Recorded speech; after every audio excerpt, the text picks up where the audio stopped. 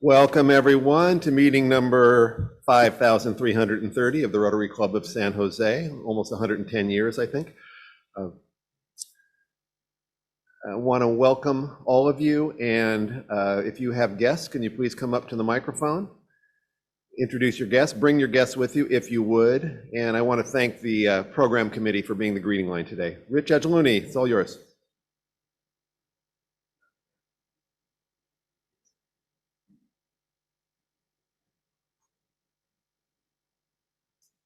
Thank you, Mike.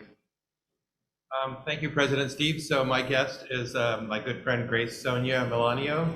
She is, I'd say, somewhat of an expert on community health, and she works for AARP, and she's a good friend. She always brings good wine when she comes over, so it's somebody you want to connect with. Grace Sonia. Welcome, Grace. Please come again. Hi, I'm Stephanie Volansky-Fair. I've only been in the organization for a few months, but I'm enjoying it so much that I decided to invite my husband, Scott Fair, to join as well. We've been married for about 31 years, and he works in high tech at NVIDIA. Welcome, Scott. Let Stephanie and Rich Edgeluni be examples to all of you about bringing guests and recruiting new members. They're both Red Badgers, and boom, boom, boom. And here's Pat Lucas, another one. Good afternoon, President Steve. Actually, today I am Mike Block. I know it's really something, but the guest was Mike's guest, and we can't find Mike. So, as a Red Badger willing to do whatever job is needed, I am here to introduce Rachel Wright, who is Senior Development Director at Sacred Heart Community Services. Welcome, Rachel. Thanks, Pat. It's the Flying Lazarini, and that's not a circus act. Hey, President Steve. Good afternoon. I'd like to introduce my household's better half of the Rick Steves fan club, Jeannie Lazarini. Welcome, Jeannie. Thanks, Mark. If you haven't had pizza at Mark and Jeannie's house, buy it at the next auction where it's offered. And that's a pitch, Mark, to offer it this year, and I'll be your partner in that one. And here we go, Bert. I am so proud. I'm Bert George. I'm so proud to have my mom, Bobby George, here with me. Come on up, Mom. Come on, Bobby. Over there. Move.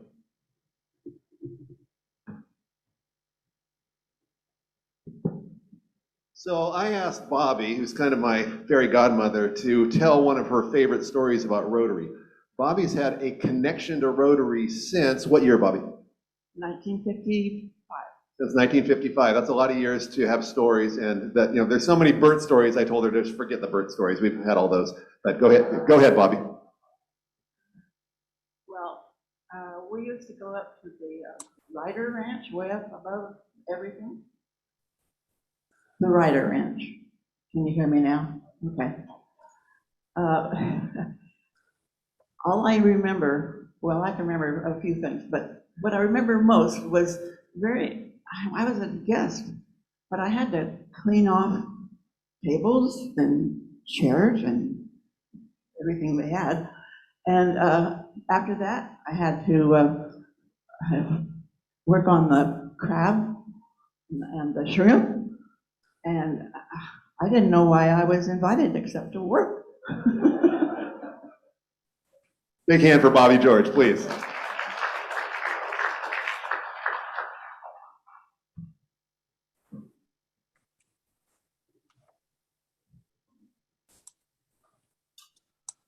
Next up, we have a visitor from India, and Manmohan Maini from India is going to come up. We're going to exchange flags, but he's going to tell you a couple stories about himself before we do that. Please give a warm welcome to Manmohan.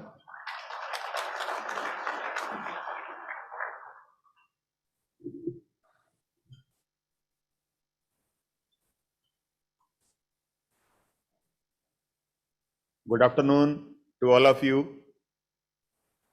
Namaskar, Adab, Sat Sri Akal. I'm here. My daughter is pursuing her doctorate in dental surgery from University of Michigan. At the same time, my son is working with Cisco, and he's here for the last 7 years. I'm from Rotary Club Ambala Central. That is a part of Haryana province, and it is 30 miles away from Chandigarh. Why I'm mentioning Chandigarh? Because Chandigarh is very prominent all about the globe. Raja Sabu has been a RA president from there. The club is also working in the forefront of activities, and our town is named at City of Mixes, that is mixer grinder, and one very popular brand, Gopi International, is being manufactured in my town. Same way, Cantonment is 7 kilometers away from Ambala city, that is City of Scientific Instruments, and the instruments are exported to almost all the countries from Ambala. Ambala town has been successfully able to produce 5 district governors to Rotary International, and 1 Rotary International director also, Yashpal Das. So, but as far as the Rotary Club San Jose is concerned, we are just a child in front of you. We just born in 1980, 20th October 1980. But in US, I experienced a different Rotary. The moment I get down at Chicago airport, since my passport is not bearing my surname, immigration officer asked me, do you have another ID which establishes your surname, because your surname is printed on the ticket. The moment I was looking for another ID, he saw my Rotary badge. Said, are you Rotarian? Yes, go ahead.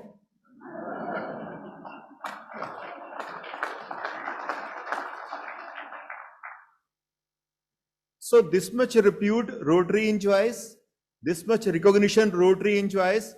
Though I was president in 98-99, my club ever had any youngest president. I was the youngest president. We were 67 in number. That is a very meager in front of you, a huge convoy of 450. If you all come together, it becomes the intercity. So 67, but that time I decided, during my pets and sets, it was told president must be aware about all the members. At least he must be knowing all the members. What is their classification? Minimum requirement is this. So I decided I will not become a president of a club, president of an organization whose member I don't know personally. I visited each and every member personally so that I should get acquainted. Once I'm going anywhere and member is standing, if I don't know him personally, how I will recognize that? And I got the blessings of that, and that year used to be very successful. That is a separate thing. I was declared the best president, and I have 2 matching grant projects, and that has been done and all, but I got love and affection because I try to meet each and every member of my club. Here in US, I experienced another thing. Since my son is working here in Cisco for the last 8 years, so last year I was trying for her to marry, his marriage. So we were connected to a girl through matrimonial site, shadi.com or jivansathi.com. We exchanged the profile, both the boy and girl, they liked each other. So I tried to contact the parents of girl. They are in Punjab, India. That girl was working here in Rochester after having an MBA from University of Rochester there. They have some offices here in the name of Trident Textile in US, in New York. I rang up Mr. Bansal. He was busy somewhere, so I just leave a message. Whenever he is free, he can call. When he called, I was in a Rotary meeting. That was a board meeting. So I requested Mr. Bansal, I'm in a Rotary meeting. Oh, you are Rotarian? Yes. From my side, it is okay. You may verify about me. And you believe that girl is my daughter-in-law and she is working here with the sales force at San Francisco. And for the last 3 weeks, we are residing with her and my son. So this kind of Rotary, I never imagined all this. That has made an imprint on my mind that we feel honored that we are a part of such an organization which is very well. A small incident, I was president in 98, 99. The theme was follow your Rotary dream. At that time, the whole world was facing this challenge of polio eradication. So we have an ambulance van which came through with the help of Australian people with the matching grant. We take that van with the paramedical staff to administer the dose of polio. We went to the downtown, into the thickly populated area in some street, so that we should go there and administer this polio dose to the children of under 5. In the first phase, when we went, they know this van comes. But in the second phase, when we went there, what they said, polio has come, just seeing our van. Our Rotary has become the synonymous for the polio. Although they wanted to show the people, the people who are helping to vanish polio, they have come. They say, polio has come, polio has come, polio has come. So this much repute Rotary enjoys here. The moment I reach here, I find I must attend some meetings, and I tried. I found the International Brotherhood. At least I got 6 communication for the today's meeting. Very well concerned, I would say. And to say a few words about my club also, this year we have taken a challenge on the awareness program with the help of judiciary. We involved district session judge, additional district session judge, and other attorneys with the Rotary Club Ambala Central and making a awareness program. Awareness about right of homeless, right of disabled, right of women's, looking into the women empowerment, right of third gender. That was a totally unique project. Looking into the right of third gender, we could got third gender people who are not begging, who are not dancing, who are studying, who are practicing, who are teaching, who are learning things. And we sponsored a Rotary Club LGBT. Sponsored a project for the LGBT. And not only, a spiritual program was organized which was dedicated to the third gender. They are working hand in hand with us. Most of the members, our club members who belong to industry, they have offered them the qualified third gender people a job. Though in India it was not much recognized, but these different projects, and whenever we meet them, they really sent it. They really feel that now they are getting the recognitions. Earlier, their success was just to get in the name, their sex was added where male, female, and the third gender. That was the only success, but now it is. Why we choose this? This is just, I'll take few seconds. I was wondering if the universal symbol of communication of the president walking closer to the speaker was something that they understand in India. So please continue, Manmohan. So thank you for reminding me my classification. I'm a government service telecommunication is my classification. I'm a director with the Department of Telecommunication in Government of India, and looking for my responsibility is cyber crime. Not to create, just to solve the problems. So I'm working with the 9 central security agencies in India, like the CBI, IB, narcotics, CTBT, NIA, and the 2 more state agencies which are fighting with this terrorism and all. And with the instructions from the government, I'm able to discharge my duty in the shape of, if we say, let's say, because recently I came to know you were having a lecture on cyber security. So this is the presently a hot issue. Everybody has to be very well aware about the cyber frauds and cyber security and all. And one simple trick I was sharing with the Sean at the counter also. If you want to know the serial number of your mobile, IMEI, it is very simple.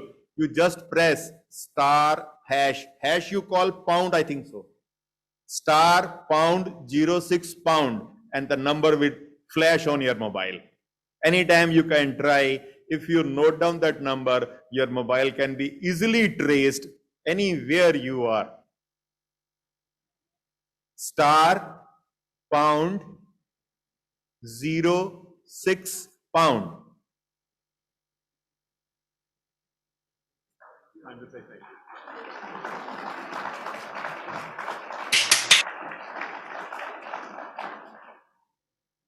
So that is what my classification is.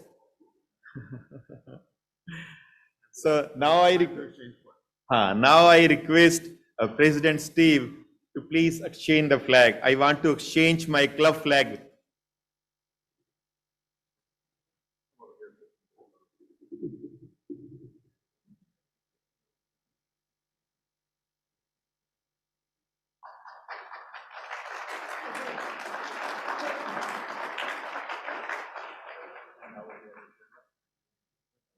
Please, one more. No.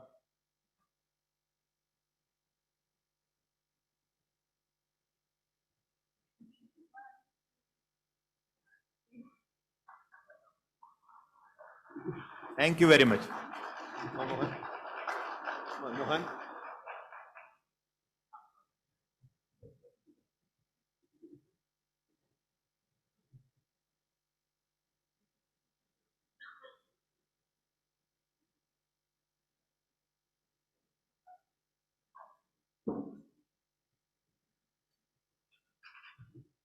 I accused him of stealing my notes. Sorry about that.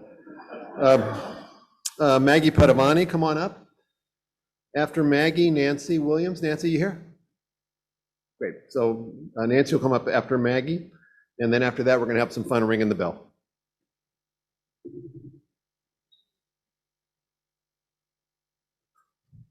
Well, good afternoon, everyone. I'm here to announce an event that the district is hosting in honor of International Women's Day, and it's Sunday, March 13, here at the San Jose Summit from 4 to 7 p.m. And we will have some wonderful guest speakers. Ahmad Thomas is coming back to talk about women in leadership and DEI.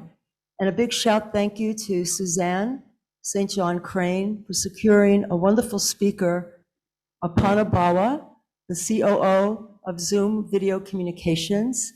We'll have a project fair of 6 tables, and our club will be showcasing community and international projects. So please visit the district website. Please sign up $50 and bring a guest. That's the idea. We want to showcase Rotary, showcase and underscore our key messages, and that we too embrace DEI. Thank you very much.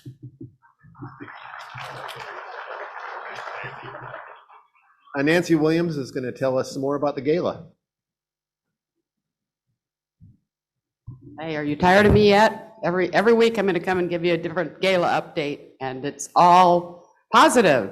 So last week I kind of made a big deal about Larry and Carmen Stone, and how they had stepped up their sponsorship and how they support the auction every year.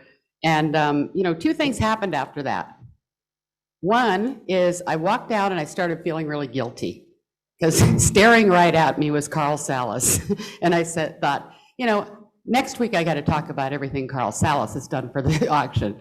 Because, also his company sponsors the event. He gives generously to the auction. He buys things in the auction, and he and Marianne always attend. Additionally, he has served as our auctioneer for how many years? 6 years or something? More? Too many. And he actually asked last year that it be his last year. And this year, I'm pleased to report that we actually found a professional auctioneer to fill the very big shoes of Carl Salas and hopefully make more money for the auction because he's a professional, one would think, right? So anyway, thank you, Carl and Mary Ann Salas, for all you do for Rotary and the gala. And then, of course, Bert George and the George family. There they are. They give so much to the gala. And honestly, I've only been in the club since 2014 and, you know, hearing about your long history. How long have you been giving to the gala? Yeah, probably since the beginning of time.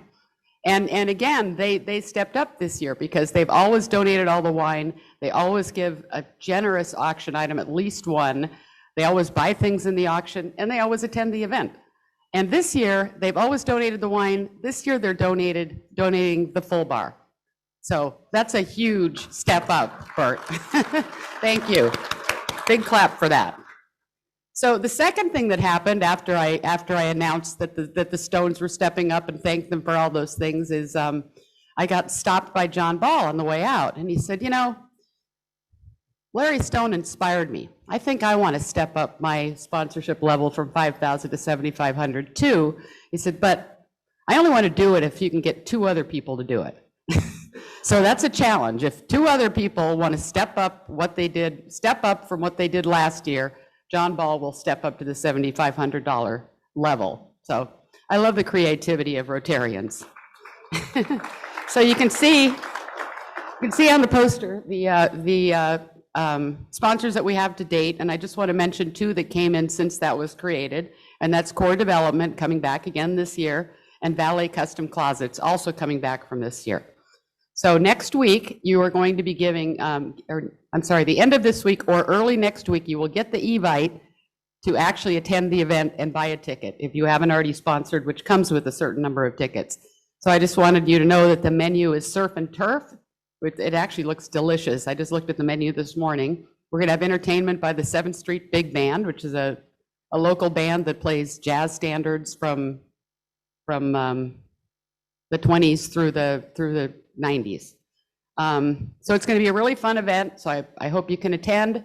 Sarah Janigan and I once again are going to be at the back table, so if anyone wants to talk about sponsorship, has any questions about the event itself, or wants to donate an auction item, or even just bounce off some ideas for auction items, which a lot of people did last week, we're there to help.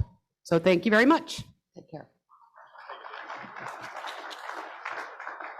Thank you, Nancy, for all that hard work. Everyone, please participate in some way. You can attend, you can donate, you can attend and donate and buy things, et cetera, et cetera. We're going to ring the bell now for a few minutes. Larry and Carmen, can you come on up? That was a good segue from Nancy talking about the gala to Larry and Carmen coming on up and telling a little story.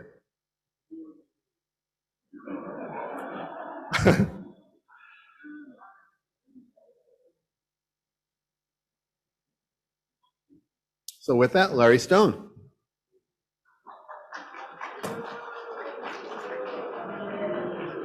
And my wife. Yay! Yay! 27 years ago, as of yesterday, I joined as a member of the Rotary Club of San Jose. And I've had 26 years of perfect attendance. Now, most of the time when I tell people that, they look at me funny and say, you know, get a life. The life's been pretty good. And it's not hard to get perfect attendance because there's all kinds of ways. If you participate in the club, if you're involved with a lot of committees and so forth. So in recognition of that and our commitment and our joy of being part of this Rotary family, I would like to ring the bell 110 times. And I'd like to throw in another 8 rings for our president, our founder, Paul Harris. That's a lot of money, Larry. Yeah, it is. Yeah, it is. But I'm not good with numbers because I'm the assessor, you know. Yeah. That's over $11,000. So how about if we ring it 17 times instead of 117 times? I should hope so.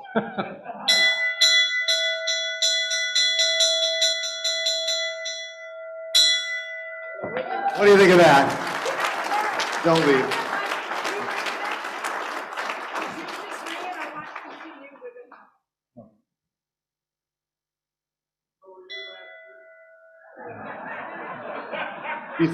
Before you go, Larry and Carmen. Carmen, do you want to tell any stories about Larry and Rotary that would be particularly poignant? I can't think of one, but he loves Rotary, clearly, and no, I can't think of anything. Well, let's let Carmen and Larry be examples to all of us of doing fabulous donations to the foundation when good things happen in your life, including 27 years in Rotary. So thank you to Larry and Carmen.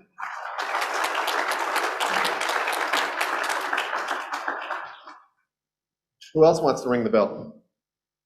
Tim Gill. Good afternoon, everybody. That's a tough act to follow, but congratulations, Larry. Lovely wife. I was thinking about this person a couple of weeks ago when they got this host the Rotary meeting, but also today. So I want to ring the bell just once, but this is for past President Fernando Sazueta. Oh, thanks, Tim. Sarah Klisch. Good afternoon, President Steve. I'm celebrating a round birthday this month, so I would like to ring the bell 6 times, please. 6 times for 40 years. Way to go. Thank you, Sarah. Happy birthday. Jerry Greer. President Steve, a couple of items here. So last Tuesday, Georgie Huff donated a golf outing at San Jose Country Club through the gala, which we purchased. Randy Zeckman, Tom Coombs, and yourself attended, and I shot a 39 on the front. So 39 rings, Jerry? Yeah, and you were there.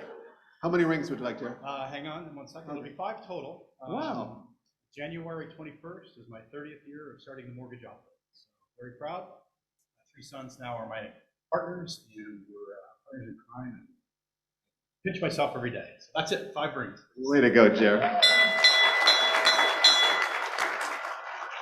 Beautiful. Hey, President Steve, Terry. I'd like to ring the bell one time.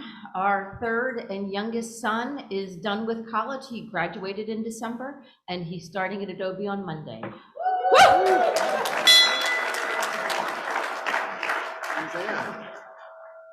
Hello, President Steve. I have 2 rings for us today.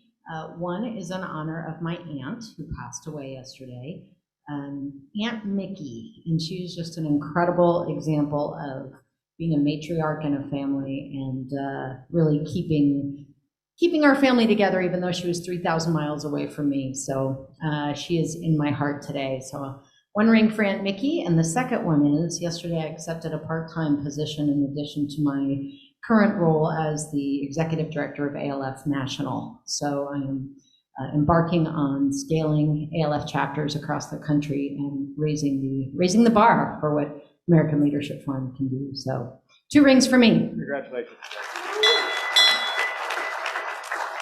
Hey, President Steve, 3 separate rings. One, to the Georges. You've always provided the wine, and that's amazing, but you're doing the hard liquor bar when Nancy Williams is going to be here? That's 1 ring. Number 2, Nancy was so busy thanking me, who gets a lot more out of this club than I could ever imagine. I just want to remind everybody, it's going to be a really fun, I talked to Nancy that it's going to be a great gala, maybe better than ever. So I wanted to ring once to just remind everyone, there's people to be thanked, but just come and have fun. And then there was a reason for, oh yeah, last you told people, us, like the Red Badgers, to bring friends. My problem is I have so many friends now from Rotary, I don't really have any other friends. So that's 3 rings. Thanks, Carl. Brad, hold on 1 moment. Brad's going to be the last ringer today. Maybe for our friend from India, where else do you go that people get in line and you have to be cut off from donating money? So I want to remind all of you that we're going to do this the first Wednesday of every month. So if there's all this pent-up demand to donate, just let it keep growing and compounding interest, and then you can do it in a month. Brad. Hey, Steve, I would like to do a ring in honor of my oldest daughter, Samantha, who just started her semester abroad in London on Monday. Way to go. would like to ring the bell once in honor of Bert George, who's donating the wine to our International Women's Day event. Thank you, Bert George. Thank you, Bert. Jeff Poley, come on up. Jeff's going to introduce today's speaker, who's Rick Steves.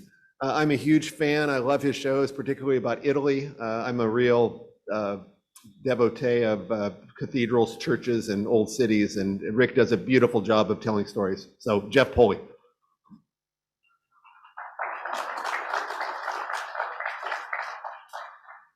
Well, I think we've all waited patiently and optimistic for our chance to explore distant lands again.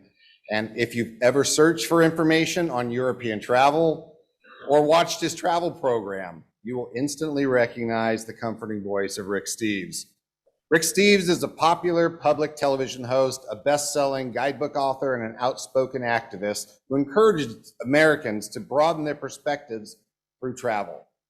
He's also the founder and owner of Rick Steves Europe, a travel business with a tour program that brings more than 30,000 people to Europe annually. And yes, he fully refunded all 30,000 clients when the world's borders were closed at the start of the COVID. Each year, the company contributes to a portfolio of climate-smart nonprofits, essentially paying a self-imposed carbon tax. Rick lives and works in the hometown of Edmonds, Washington, where his office window overlooks his old junior high. Please join me in welcoming Mr. Rick Steves. Thank you very much. Thank you so much. And let's see, it's just a great honor to be with you today and share with you what's going on in Europe and get you up to date on travels if you're dreaming about travels with the pandemic. And for me, I'm just looking forward to some Q&A after my little presentation here. So I assume I can share my screen, and I'm just going to jump right in. If there's any, I'm sure you'll let me know if this doesn't work, but there I am with my PowerPoint, and I suppose if you're online, you can see me in a little picture-in-picture. So I'm going to talk about 15 minutes. I just wanted to kind of get you up to date on Europe, and then we'll have some Q&A about travel. But thanks in advance for having me. This shot was taken just a couple months ago as I was hiking around Mount Blanc, and it was my first, COVID era trip. And after that, I had a chance to meet our TV crew, and we've got an exciting art series in the works right now. It'll be airing all over the country in about a year, a 6-hour miniseries, a sweep through European art history. And, when I'm traveling through Europe, it's a chance for me to just reiterate that you've got to get off the beaten path, what I call going through the back door. This is sort of core to our teaching. This is a little chunk of the Italian Riviera. It's my favorite part of the Italian Riviera, and it is such a contrast to the resorts nearby. Of course, if you go to a little town like this, you got to put up with a humble pension and cute little mom and pop restaurants instead of anything big and fancy. But if you can hike up that donkey path, even in 2022, you can find that sort of backdoor Europe, that intimate Europe. And something that I always talk about in my travels is the importance of being a temporary local, getting out of your comfort zone.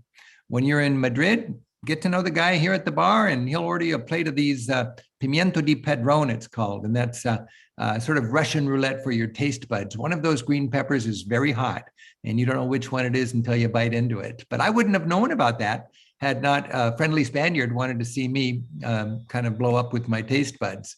When we think about travels, we want to be a cultural chameleon. That means, when you're in Belgium, get into the chocolate. When you're in Greece, get into the ouzo. When you're in Turkey, smoke a nargile. When you're in Ireland, you want to have that Guinness. I think it's so important to, really go with what the people like. And it's also really important to understand what you're looking at. This is a shot of a windmill, of course. When we go to the Netherlands, we're going to go to the windmills, but you need to know what the windmill did centuries ago. And that contraption at my feet there is called an Archimedes screw. And when the wind was turning those blades, there was gears inside of that building that would then translate that power into turning that Archimedes screw, which would pump the water up from the polder land over the dike, dry out that land. Industrious Dutch would turn it into fertile farmland, and that country would prosper. It's so exciting to know what you're looking at, because then when you travel all the way there, you realize this isn't just an aqueduct in southern France. This is the most scenic bridge in a 30-mile long aqueduct built by Romans 2,000 years ago to bring water into the city of Nîmes, not by the sweat of peasants carrying it, but by using gravity. It's engineered. Imagine this, 2,000 years ago, engineered so the water drops 1 inch every 100 yards. It flows for 30 miles. And to understand that, now when you look at that, you can imagine the jubilation on that day so long ago when water flowed into the city of Nîmes. One thing I really stress in my travels is the importance of packing light. You want to hike up to that hill town to spend a magical evening, you got to be able to carry your gear up there. One thing I really enjoy in my travels is reminding people that the infrastructure in Europe is better than ever. We're talking about infrastructure in our country. In Europe, the infrastructure is so good. You got to make a point really to get off the freeways in order to smell the roses. But there are super freeways lacing Europe together. More important than ever that we take the little roads once in a while and get out and connect.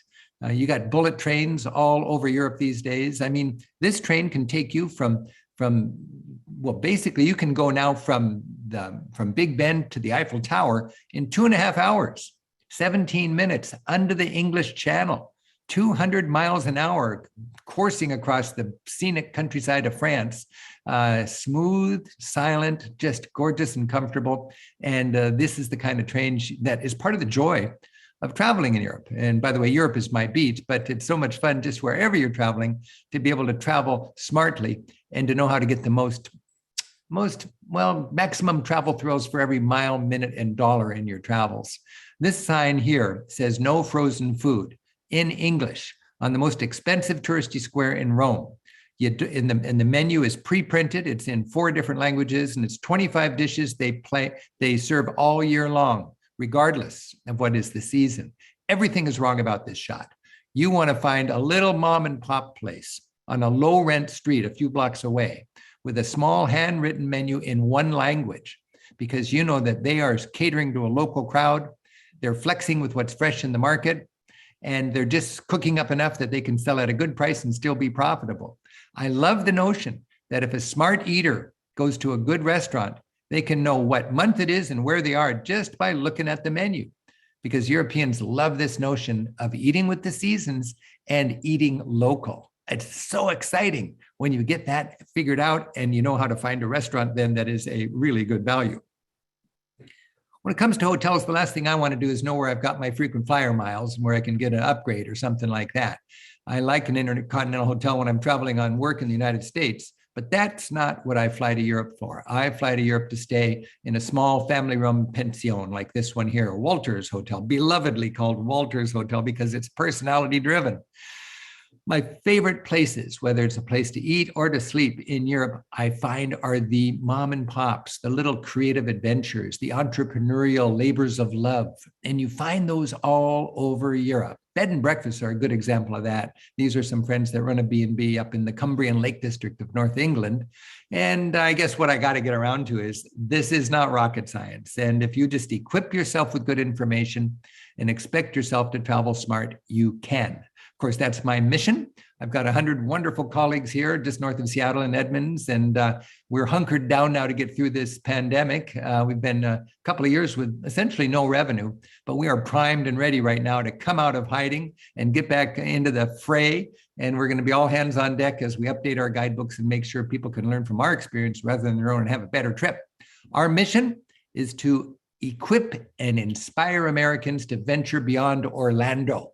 Orlando's fine for 4 or 5 trips, but once you've done that, you could consider Prague, you know, and this is a smart mom here. She's got her family equipped with a good guidebook. It happens to have Rick Steves on the cover, and they're having the time of their life. They don't have a tour guide. They've got a guidebook, and they're taking their trip seriously, and it's working.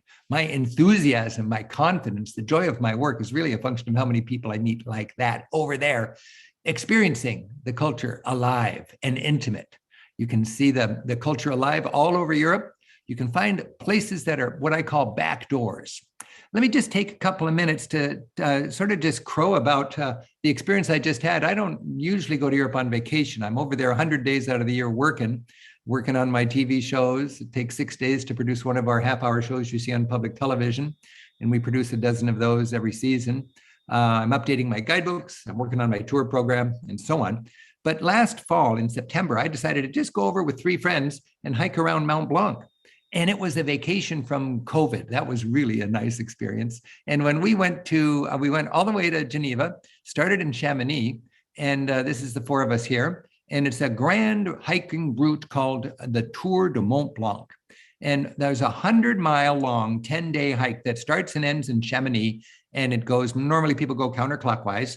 A popular way to travel these days, and this fit my taste perfectly, is to cherry pick this. So we just did the best 60 miles and we filled in the boring spots with local public buses.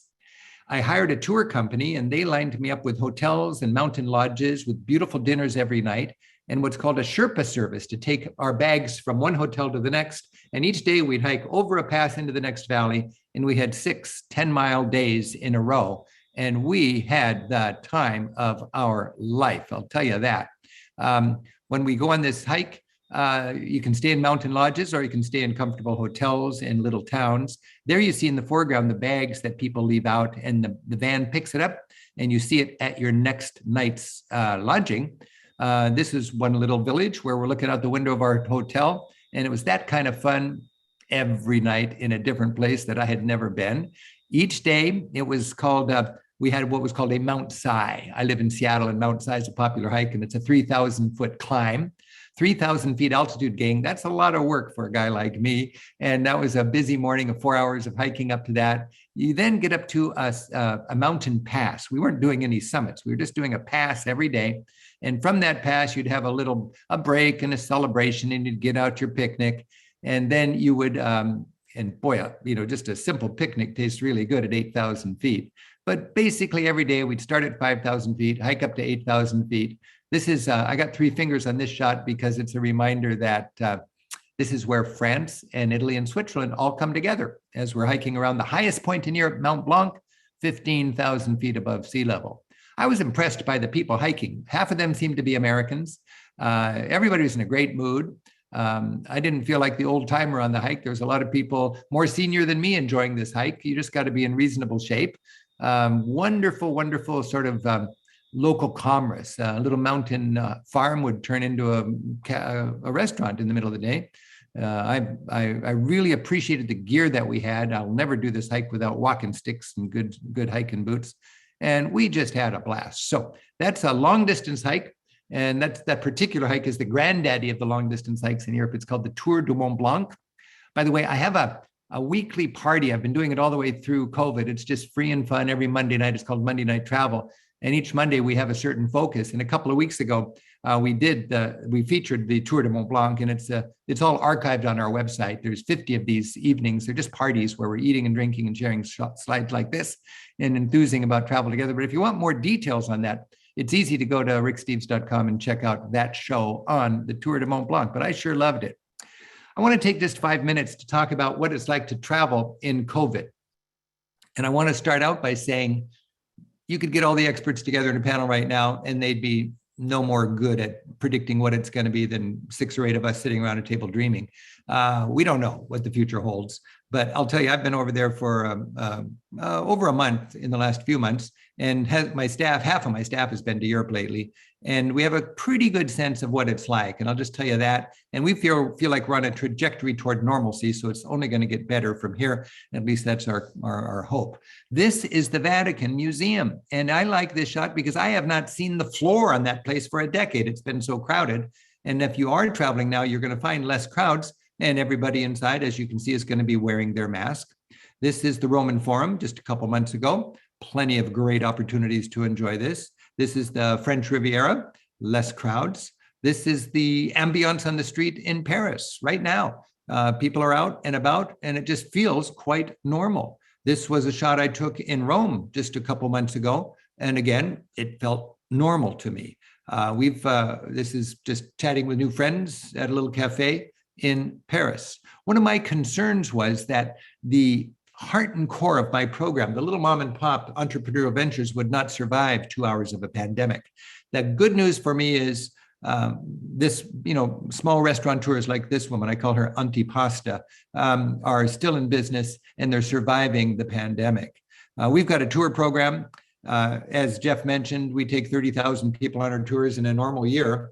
We had our best year ever in 2019. I had to cancel everything out after we're almost sold out in 2020. Those people all signed up again for 2022, and we're essentially sold out for travel tours this year. And we're ready to go for it. Our first tours are going to start in a couple of weeks. And every day, more European countries are saying, bring it on. We're going to travel through this as long as you're fully vaccinated and boosted. Wear a mask, keep your distance if you can. But it's opening up. It's opening up quite quickly. And we are quite excited about it all, to be honest with you. What I did notice is there's three things you got to be mindful of when you're traveling. You need to be vaccinated and boosted. Technically, you can travel without your CDC card proving you're vaccinated, but it's very frustrating and very difficult. Europe is making it tough on people who are not vaccinated. So you got every right not to get vaccinated, but it's not going to add up to good travels for you.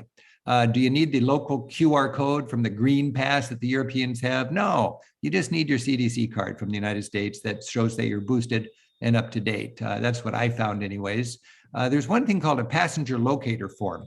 And these requirements will be going up and down and changing from month to month and from country to country. But don't poo-poo this little extra bit of red tape. A lot of people, and I'm a good example of that, just didn't take it very seriously. And then I'm lined up at the airport to try to get onto the plane and they see, where's your passenger locator form? I didn't fill it out. You got to go to the website of the airline and fill it out. I don't like to do that with the pressure of all the airport hubbub and I'm trying to do it on my phone. Do it on your laptop in the hotel before you go out to the airport. The other thing is you may have to have a negative test to cross the Atlantic in either direction. And I don't know what the reality is going to be going forward. But if you do need a negative test to fly home from Europe, you can test yourself in the hotel room in a do-it-yourself package if you want. But I find it's just so much easier to spend $20, go down the street to a pharmacy. It's a cottage industry now. There's pharmacies on every corner and they'll stick something up your nose. And in 15 minutes, you've got a card, God willing, that says you're negative, and then you showed that at the airport and you are home in 8 hours. When I was on a train in France a couple months ago, the sign says a ticket, a mask, a COVID certificate, and you're good to go. That's kind of how I'm seeing it going forward. I'm heading back to Europe I just bought my ticket. I'm going March 18th, and our tours are going to be up and running in a couple of weeks, and that's pretty much it. A ticket, a mask, and a COVID certificate. Europe is getting always better at minimizing the amount of times you have to touch people and exchange and spread germs. You've got touch-free ways to buy things. When you go to a restaurant, the restaurateur is going to see that you're vaccinated. This is my favorite restaurant in Paris, and these are local regulars, and he still wants to see their QR code to be sure they're vaccinated. Here I'm having lunch in Paris, and it's everybody. I just enjoyed watching. Everybody who came in had to show their card. Europeans are a community.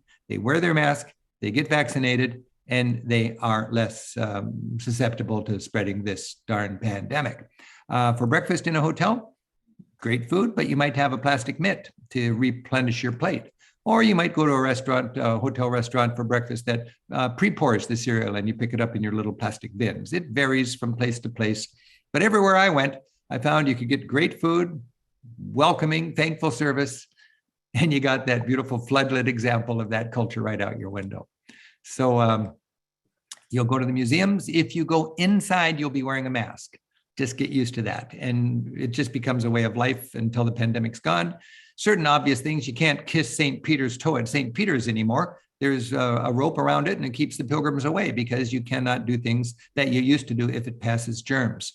Here we are getting into the Pantheon in Rome. You used to just tumble into that place and it was a mosh pit. Now you have to show your CDC card. They take your temperature in just an instant and you are inside the Pantheon without the crowds. If you want to go to the Louvre, the greatest museum in Europe, you can go. All the art's there. It's less crowded.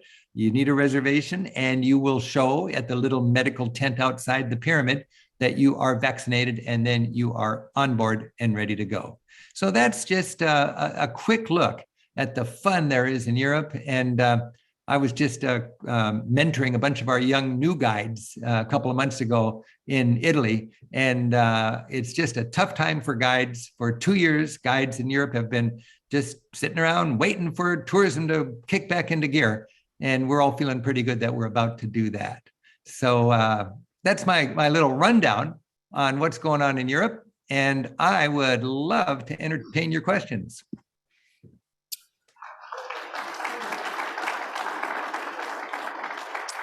Thank you, Rick. Before we have some questions, do you have a hard stop at 1:15, or could you go a few minutes over if we have lots of questions? I got a hard stop at 6 o'clock tonight. Wonderful. So that'll just be 4 or 5 hours of questions, which will be just about right. I want to remind all of you that if you have a red badge on, you move right to the front of the line asking questions. With that being said, Fernando. Yes, thanks, Rick. I started off with Europe and $5 a day by Frommer back in 1966. We spent a year traveling through Europe. We've graduated to Rick Steves and all of the books that you've published, which you've done a wonderful job. My question is, too bad you don't apply all of your experience to Latin America, to Asia, to Australia, to Africa. I mean, you guys do such a wonderful and thorough job. Why is it that you haven't touched on those other areas of the world? Well, thank you, Fernando. And I would love to be an expert on everything, but the only reason I'm an expert on Europe is because I've focused on that. I've spent 100 days a year ever since I was a kid in Europe. I've mobilized all my staff to focus on Europe. My favorite country is India. I love traveling in Southeast Asia. I was just down in Colombia in South America, having my son show me around. I would love to do more of that, but I really have a mission, and my mission is to help to equip and inspire Americans to venture beyond Orlando, okay? And if you're gonna venture beyond Orlando, your first stop might be Europe, and then you realize the world's a beautiful place. We're 4% of it, and it's nice to get out in there and get to know the other 96. So Europe's my beat. I've got a passion for Europe. I've got a degree in European history. I've got a Norwegian heritage. I'm well connected in Europe. It's a good market from a business point of view, you know, and it's just, I'm committed to being up to date and reliable like nobody else in the game. So we're just doing Europe and leaving the rest of Europe to other people as far as teaching travel goes. Arthur, before you ask your question, Suzanne is monitoring the Zoom, and so she and I are going to go back and forth with Zoom questions. Suzanne. Thanks, Rick. This is a question from Brian Adams. Throughout your travels, what is one factor or attribute that people you have encountered along the way share in common? Well, one thing I've found in travels is it really sort of makes it so clear we're all children of God. We're all brothers and sisters. And, you know, if you're a person of faith and you really do believe in a heavenly creator, we are all in this together. And when we travel, we become friends with the world. One thing I've noticed is there's a lot of fear in our country these days. And the flip side of fear is understanding. We gain understanding when we travel. I think the most fearful people I've met are the people with no passports that want to build walls. And the most courageous people who are not courageous, they've just been blessed and privileged enough to travel. They've gone out there and they've realized the world is home to just billions of wonderful people. I mean, the world's filled with joy. It's filled with love. It's filled with families just like ours. I love the notion that I learn more about my home oftentimes by leaving it and looking at it from a distance. I've given this a lot of thought, and it's a fundamental part of my teaching. What distinguishes a good trip is how many people do you meet? How eagerly have you worked to get out of your comfort zone? Do you see culture shock as a problem or as a reason we travel? Many people travel in a way that tries to minimize culture shock. I encourage my travelers to embrace culture shock. Culture shock is the growing pains of a broadening perspective. And what we want to do when we travel is become less frightened, less ethnocentric, and more able to celebrate bridges instead of build walls and enjoy the diversity on this planet. So it's kind of a philosophical answer to your question, but that's why I'm so enthusiastic about teaching travel. I think it's so important, and it's all underlined by how many people do you meet abroad. Art Weisbrot. In terms of COVID, which countries are the safest and which countries are the least safe in the near term? Art, the problem with that question is I could say if I knew what it was now, and that would be worthless in 1 month.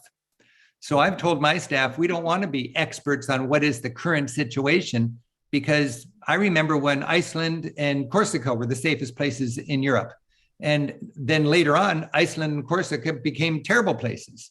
I remember when Scotland and Portugal were the places to go, and then they became terrible. So it's in flux. And I would say it really is, these days, there's two kinds of people, those who are vaccinated and boosted and those who are not. There are people who believe in the good neighborly approach to the pandemic of just you wear a mask, you keep your distance, you embrace the local protocols. And with that in mind, I don't really care what country I'm going to. I would say some people are not comfortable going to Chicago or Houston or Seattle right now and having a vacation or visit their relatives. That's fine. They've got reasons where they're anxious, and I don't want any anxiety get in the way of my travels. I'll wait and go later.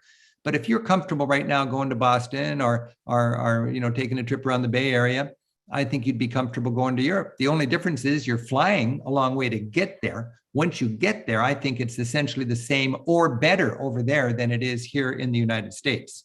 I think in every society there are anti-vaxxers and there's forces that try to politicize this health challenge. But I think in Europe, there's a much more strong commitment to community and social working together. And I found in Europe, people just realize you wear a mask, you respect the science, and I wouldn't worry about one country to the next. Thanks, Rick. We do have a Zoom question here from Catherine. This is a good one. I was thinking about this too. As an English-only speaker, how can I successfully immerse myself and family into living like a local and being a chameleon? Advise us, please. That's a very good question. And if I spoke all the languages, I'd be the wrong person to ask, but I speak only English. Honestly, I'm terrible with languages. I learned the key words. I know how to say vino corposo rosso, por favore. Give me a full-bodied red glass of wine, please, glass of red wine in Italy. But I don't know how to make a sentence anywhere. And I've been able to make my TV shows, write my guidebooks, enjoy my family vacations, and so on, speaking the world's linguistic common denominator. I would say one luxury that I do have is I hire guides wherever I'm going. I'm heading off to Europe in a month and a half, and I'm just working on my schedule here. And I'll be in 10 cities for 4 nights each as I do my updating. And if you look carefully, you'll see G10 and G6 almost every day.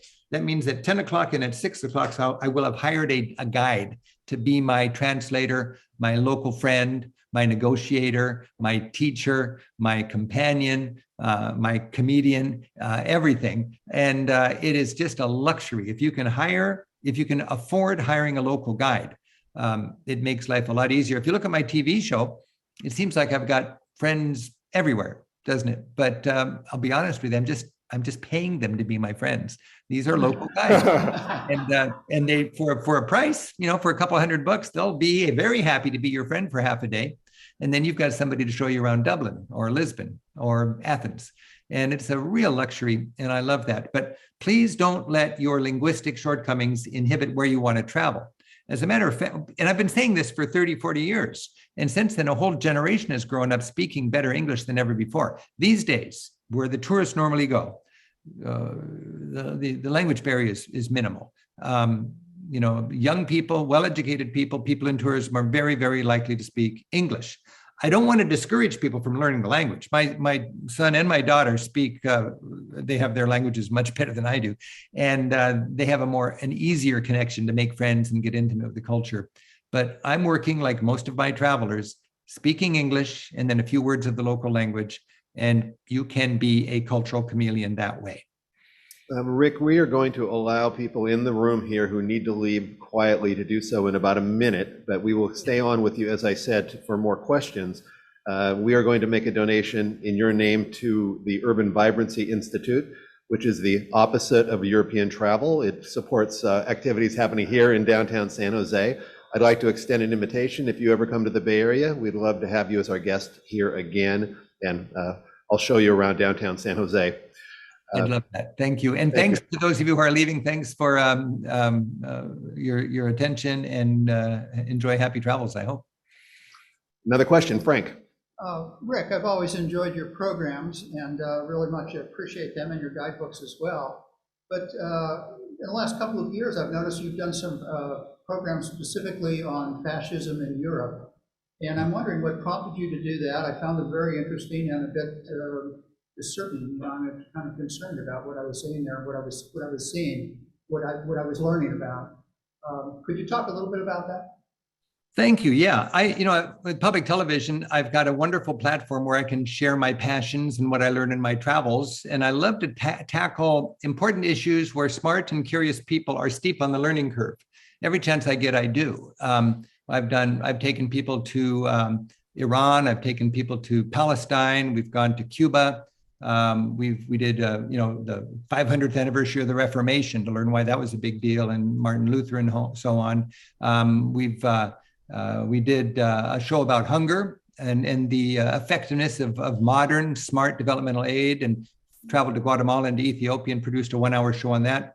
All of these are still in public television, but you probably have to wait a long time to see them these days. But you can watch any of these shows anytime for free on my website. We've got 150 shows there, and they're just a click away, no ads or anything like that. The Fascism Show is something I had long wanted to do.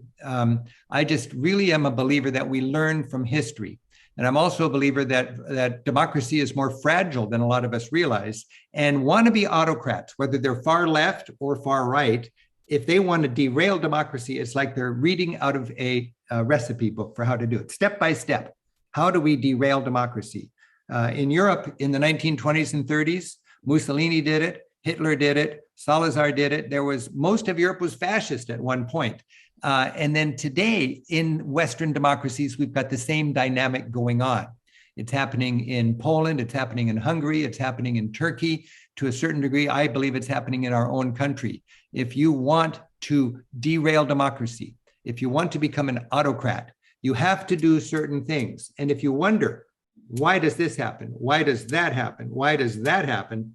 This person who wants to rule circumventing democracy is reading the same playbook that Mussolini did. It's frightening.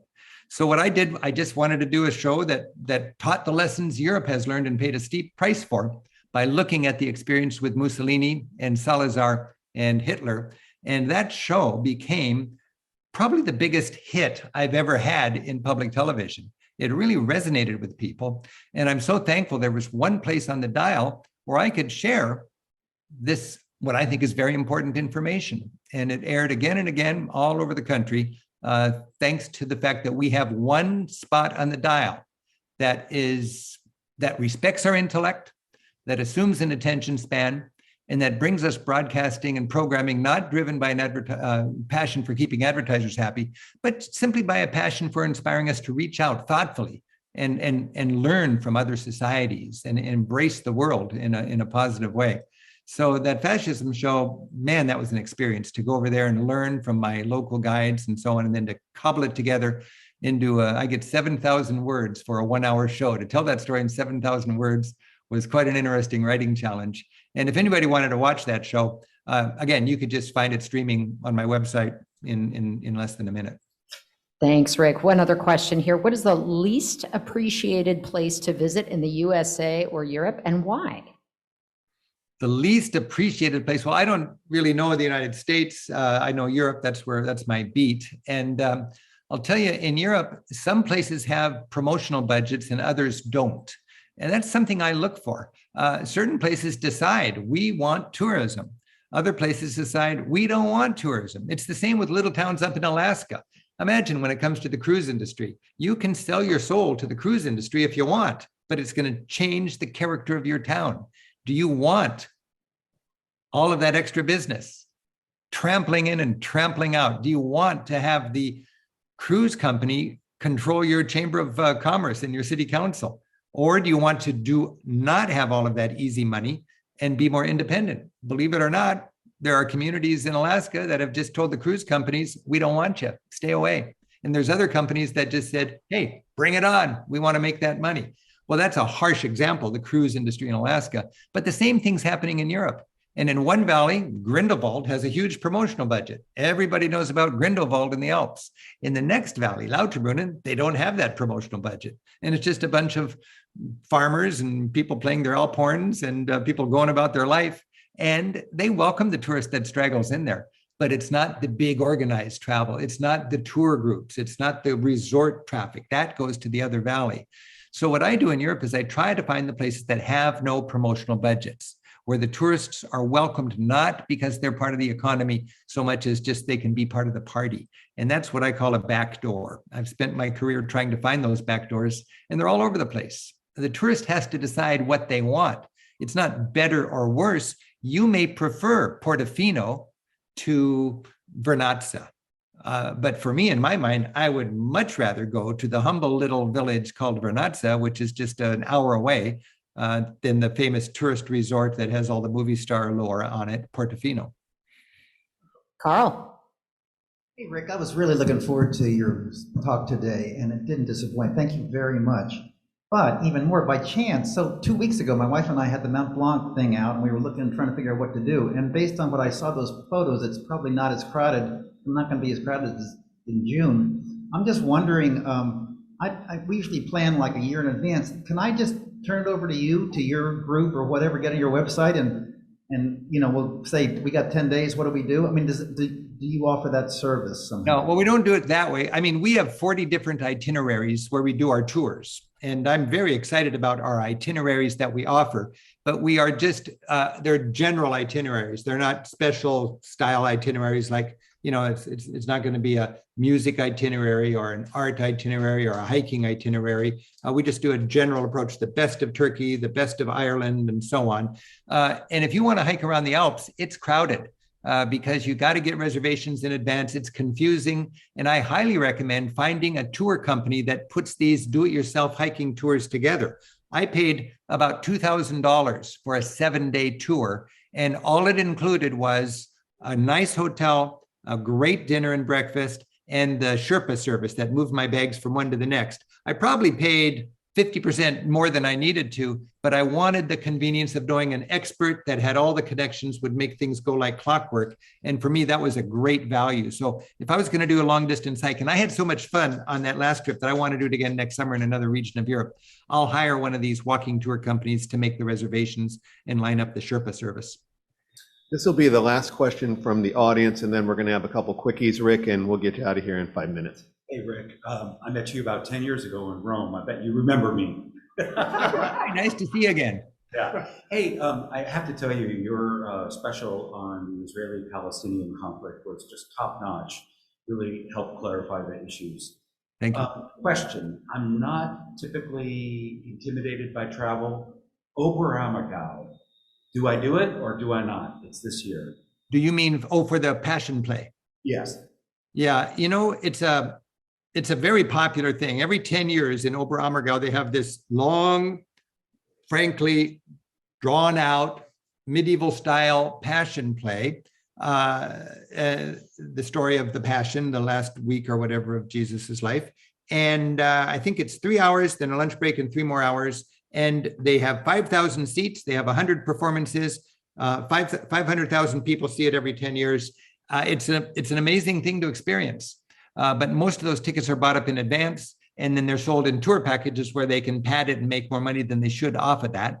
I find that if you go there after lunch, a lot of people don't go back in and take their seats. They've had 3 hours, that's enough.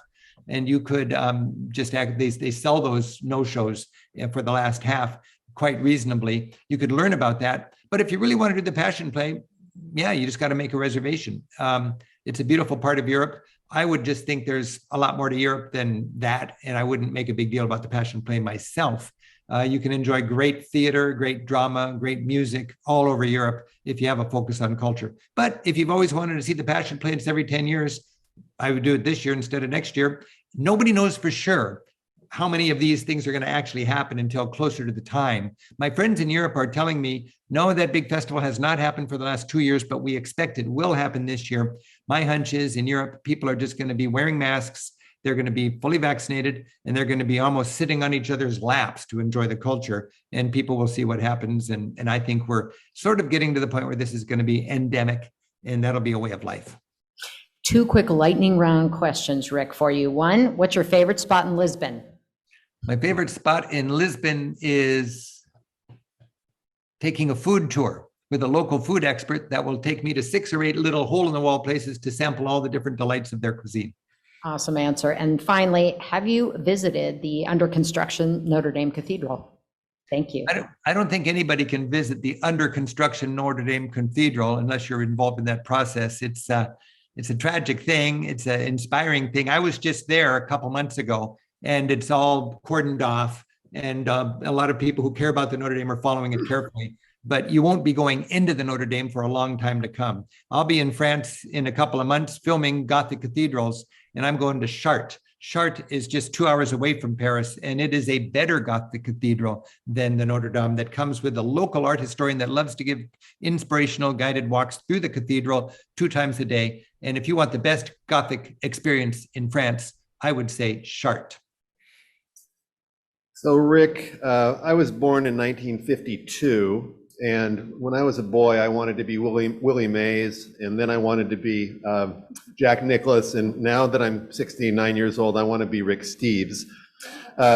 Earlier, you used the word work to describe the stuff that you do, and I was really struck by the word work. How do you become Rick Steves? How do you become Rick Steves? You find something you're passionate about, and you find a way to teach about it with a sort of a spirit where you just, if there's 3 or more people gathered, you're right there telling stories and helping people learn from your mistakes rather than so they can travel smoother. I would say measure your profit not by how much money's in your bank at the end of the year, but how many people's trips have you improved. I'm enjoying this talk right now, and it's very profitable for me. Of course, I'm not making any money, but I'm turning people on, I hope. And if I can turn you on and you can enjoy your travels better, hey, I'm happy as can be as a teacher. And the funny thing about that is it actually is good for your business as well. But you've got to honestly want to teach for the love of teaching. And then stick to your area that your expertise. And if it's Baja, great. You know, if it's the Maritime Provinces, great. If it's hiking in the Rockies, great. If it happens to be Europe, that's my beat. And then just do it. I'm really lucky. I've fallen into my niche. I'm doing the same thing now I was doing when I was a student. Now I just have 100 colleagues that really are, we have an amazing esprit de corps. They're so passionate and so hardworking and talented. And we've got technology beyond our wild dreams to amplify our teaching.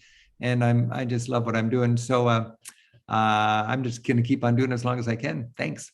Well, I'm going to thank Rick, but I also want to thank my friend Suzanne St. John Crane and also Jeff Poley for putting this together. Rick, that was absolutely a first-rate program. Thank you again. And as I said, if you ever come visit, we'd love to have you. Thank you.